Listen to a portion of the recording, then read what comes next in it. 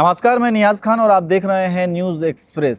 महाराष्ट्र विधानसभा चुनाव के नतीजों ने सबको चौंका दिया और वहां पर महायुति ने प्रचंड जीत हासिल की और अब वो सरकार बनाने के लिए जा रही है। और इस पूरे चुनाव में बीजेपी सबसे बड़ी पार्टी बनकर उभरी है और ये कहा जा रहा है कि अब बीजेपी की तरफ से देवेंद्र फडणवीस ही महाराष्ट्र के मुख्यमंत्री बनने के लिए जा रहे हैं। वहीं दूसरी तरफ अगर महाविकास आघाड़ी की बात की जाए तो महाविकास आघाड़ी जो कि ये उम्मीद कर रही थी कि उनका प्रदर्शन बहुत अच्छा होने वाला है और लोगों को भी ऐसा ही लगा था कि महाविकास आघाड़ी इस बार अच्छा प्रदर्शन करने वाली है, क्योंकि लोकसभा चुनाव के नतीजों में उन्होंने अच्छा किया था। तो अब जो है मामला सब कुछ साफ हो चुका है, वहाँ पर महायुति की सरकार बनने के लिए जा रही है। लेकिन इसी बीच अब ये कहा जा रहा है कि उद्धव ठाकरे जो कि महाविकास आघाड़ी में हैं और शिवसेना उद्धव गुट के जो प्रमुख हैं, उद्धव ठाकरे ने देवेंद्र फडणवीस को समर्थन दे दिया है और वो समर्थन देंगे। अब ये किस आधार पर कहा जा रहा है, इसी पर हम चर्चा करेंगे और हमारे साथ चर्चा करने के लिए वरिष्ठ पत्रकार अमीन अहमद जी हैं।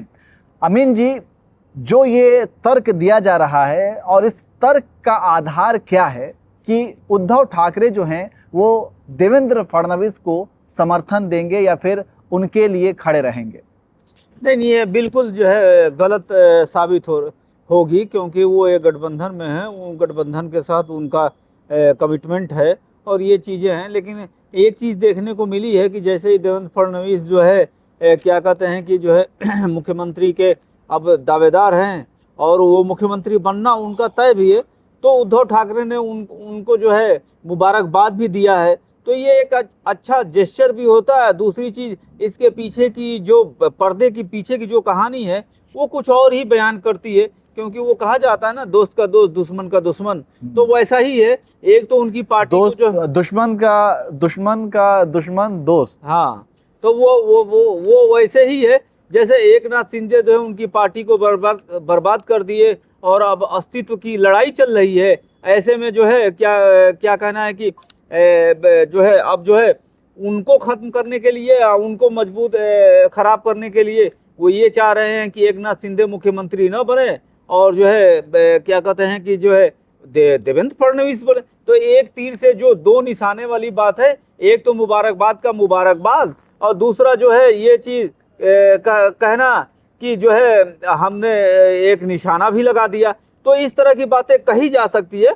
अब इसके पीछे की जो खबरनवीस हैं या जो रणनीतिकार हैं वो अपने अपने तरह से इसकी व्याख्या कर रहे हैं, और जो व्याख्या हो रही है और वो क्या व्याख्या है उसी चीज़ को हम आपको बता रहे हैं कि भाई उन्होंने एकनाथ शिंदे पर भी निशाना साध लिया।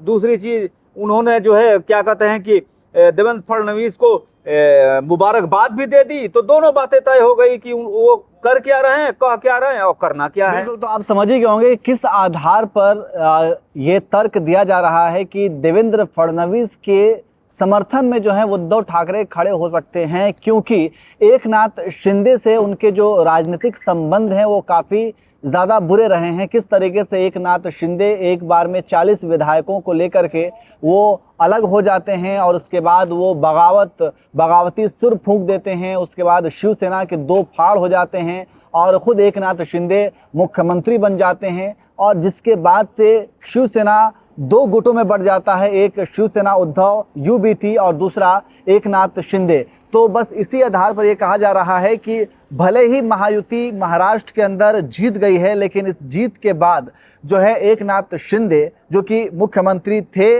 लेकिन अब जो है उद्धव ठाकरे कभी नहीं चाहेंगे कि एकनाथ शिंदे वहाँ के मुख्यमंत्री हों। वो देवेंद्र फडणवीस को ही मुख्यमंत्री बनते हुए देखना चाहते हैं, क्योंकि वो खुद तो बन नहीं सकते हैं। उनकी पार्टी जो है चुनाव में बुरी तरीके से हारी है, तो उनका सपना तो टूट गया है, लेकिन अब वो देवेंद्र फडणवीस को मुख्यमंत्री बनते हुए देखना चाह सकते हैं। हम ये भी नहीं कह रहे हैं कि वो देखना चाहते हैं, ऐसा हो सकता है कि वो मुख्यमंत्री के तौर पर देवेंद्र फडणवीस को ही देखना चाहेंगे, एकनाथ शिंदे को नहीं। और इसके पीछे क्या तर्क है वो हमने आपको बता दिया। तो आपको क्या लगता है कि क्या इस तर्क में ये जो तर्क है, इस तर्क में कितनी मजबूती है, ये आप भी कमेंट करके ज़रूर बताएं।